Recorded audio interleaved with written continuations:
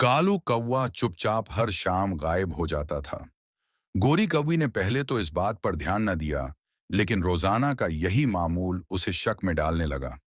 कालू कौवा हर रात देर से वापस आता था। एक दिन गोरी कौवी ने उससे पूछा, क्या मामला है? तुम रोज रात को कहाँ गायब हो जाते हो?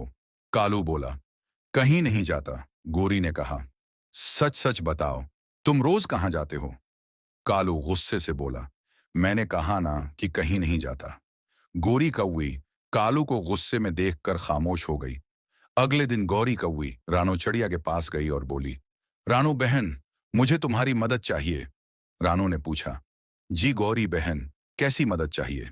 गौरी बोली, कालू रोज शाम को घर से चला जाता है। मुझे नहीं मालूम कि वो कहाँ जाता है। जब मैंने पूछा तो उसने मुझे डांट दिया।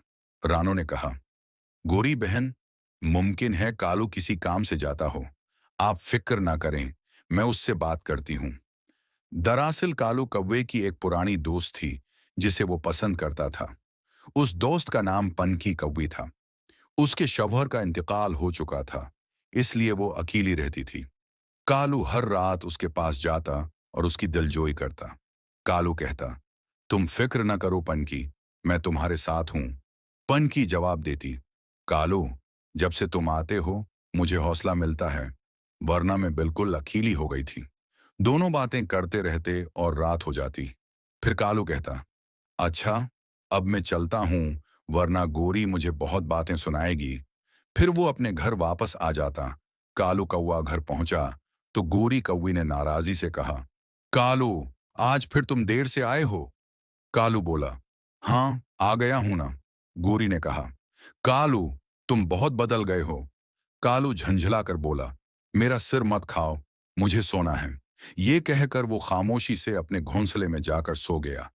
अगले दिन जब कालू खुराक की तलाश में जंगल गया तो रास्ते में रानो चड़िया ने उसे रोक लिया।